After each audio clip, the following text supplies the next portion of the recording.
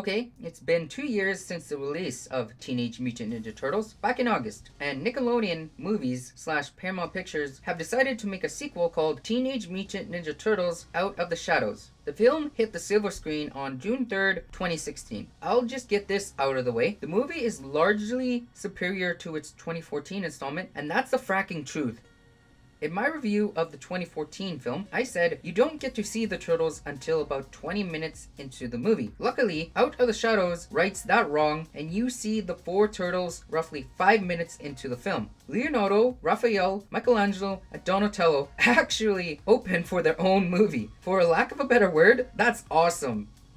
Here's just a quick rundown of what happened in the first film. The Turtles defeat Shredder and ruined his plan to take over New York City. Both he and Eric Sachs were taken into police custody afterwards.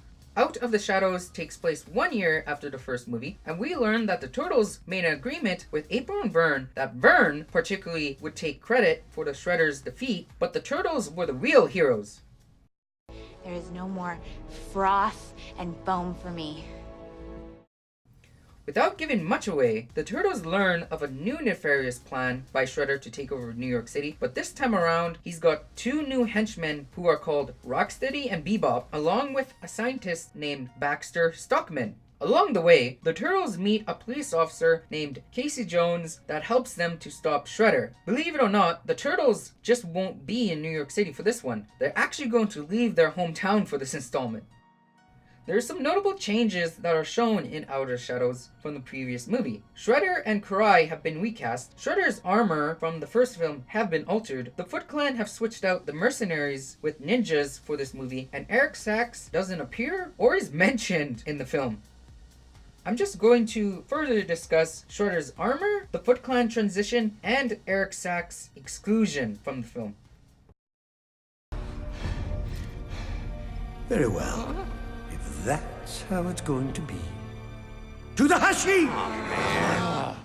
Let's begin with Shredder's armor redesign. From previous iterations of Shredder, he's always had one particular look and hasn't really deviated from that. He dons armor that's very similar to samurai in appearance and has wrist blades on both of his forearms. However, in 2014's Teenage Mutant Ninja Turtles, Shredder has more of, let's say, an robotic appearance to this incarnation. The armor itself is still a suit that Shredder wears, but he looks very similar to a Marvel supervillain called Silver Samurai in the film, and not his usual interpretation. On the behalf of Platinum Dune's redesign for the suit, Shredder does look menacing for what he stands for. As such, one guy you don't want to frack with, he will break you into 2 pieces if you step out of line, and so forth. I didn't really have a problem with Platinum making Shredder have a robotic appearance for the previous movie, but why did Platinum have to go overboard with the fracking wrist blades on his suit? It just doesn't make sense. You wouldn't need that much blades to fillet, skewer, impale, slice, kebab, or stab someone for the matter. It just seemed unnecessary for the studio to make that decision. 3, 4 total turtles. One's fighting a robot samurai. Why not?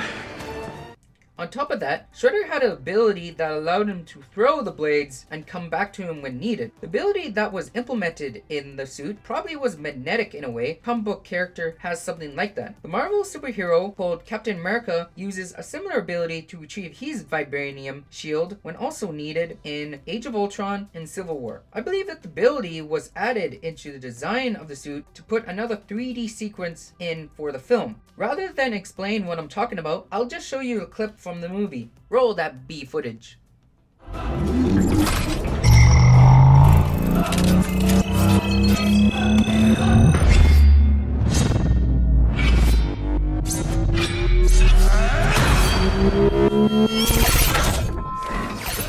It was nice to see that for Outer Shadows, that Platinum Dunes altered Shredder's suit again to resemble something that's more traditional from the comics or cartoons, but doing their interpretation of it. As the phrase goes, less is more. Sometimes too much is actually too much. So, in the previous movie, we saw that the Foot Clan initialized the use of mercenaries over the classic ninjas that we've seen from past incarnations. I didn't really approve of this decision because we have giant talking turtles that know ninjutsu who live in the sewers of New York City and happen to love eating pizza. That by itself is already outlandish and ridiculous. So having them fight mercenaries instead of ninjas, my disbelief is already non-existent. I'm not going to give you the benefit of the doubt. Ninjas fighting ninjas, despite one of them being giant talking turtles, I'll be willing to humor you because there's common ground between them. I had an understanding that they were introduced into this reboot as something more modernized, but using mercenaries as the basis for this interpretation of the Foot, Platinum Dunes, you should have just went back to the drawing board. Crazy about what? I don't need you to laugh at me also. Oh, come on, O'Neill.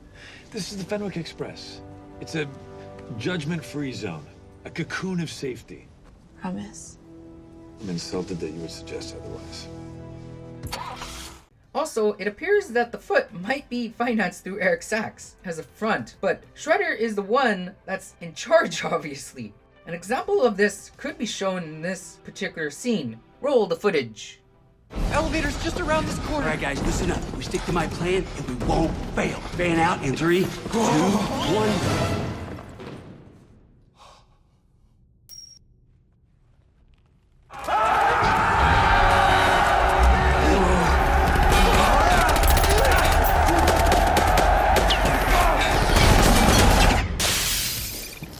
Not the elevator.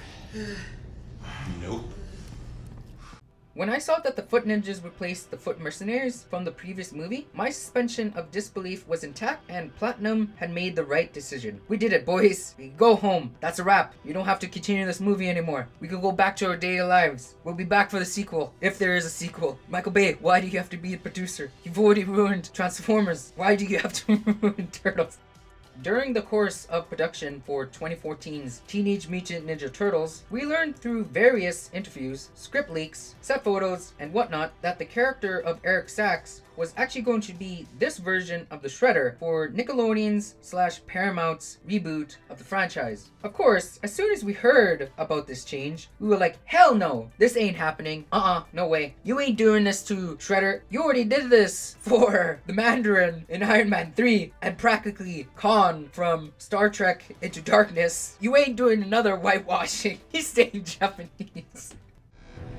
Let's go save my brothers.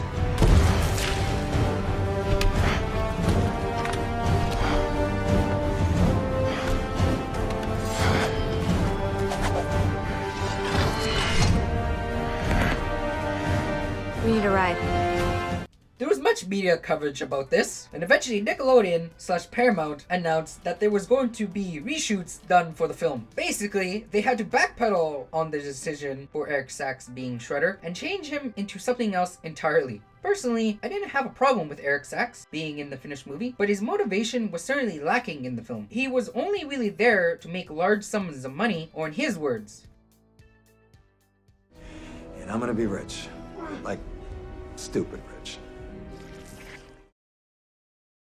I will say this though, William Fichtner did a good job for what he had been given. It's surprisingly that Eric Sachs wasn't in Outer Shadows, because what would he do for Shredder exactly? He failed with the mutagen in the first film, which was basically his one job, and I don't see how they could have used his character the second time around.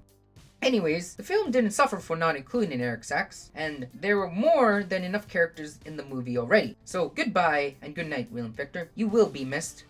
Even though your character was somewhat a one-trick pony, he was only in there for one particular thing, to make some money, to pay the bills, to make his rent. Well, when you've got a mortgage, you have to make that money somehow, you know? One way or another, I gotta pay for my cell phone bill, my car bill, my mortgage. I gotta pay off my debt. Something along those lines. You're a talking turtle. Yeah, I'm a talking turtle. And you're a human nerd. Now that we got that out of the way, hit it.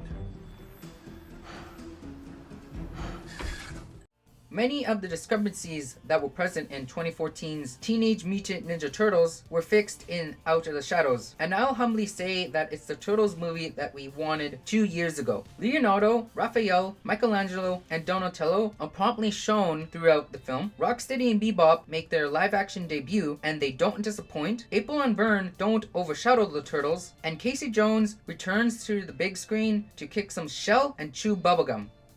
To quote The Dark Knight, "It's not the Turtles movie we wanted, but deserved."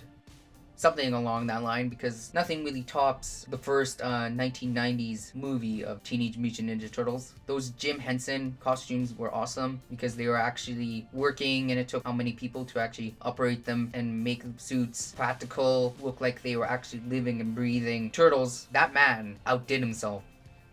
And if you look at 2014's version, when we just did the motion caption for it, the Turtles themselves kind of look like 7-foot mini Hulks, as it were, or 7-foot Shreks. The Turtles look fine themselves, it's just that they could have looked far better than what they designed. But it is what it is. See, she's looking at us like we're freaks. I bet that's why you took our picture, wasn't it? Out of the Shadows apologizes to us, the audience, for watching the 2014 installment, which most film franchises don't actually do or try. Both of the films aren't perfect, but they certainly have their merits of fun, and that's the best that we can ask from these movies. Of course, we are talking about giant talking turtles here that know ninjutsu and love pizza, so we're definitely not going to get anything that resembles Shakespearean.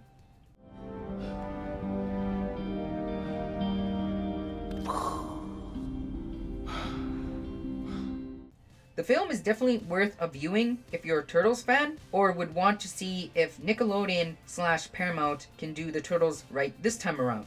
For a score, I would give Teenage Mutant Ninja Turtles Out of the Shadows a 7.5 out of 10. Cowabunga. Regardless, hopefully you enjoyed this review of Teenage Mutant Ninja Turtles Out of the Shadows and 2014's Teenage Mutant Ninja Turtles. I'm Death and Taxes, and I'll see you guys later. Hey, we all we ever had, we all we ever needed, and we undefeated. We be going hard and make it look easy. Give me the whole pie, real cheesy. I told you, girl, no, but you might not believe me.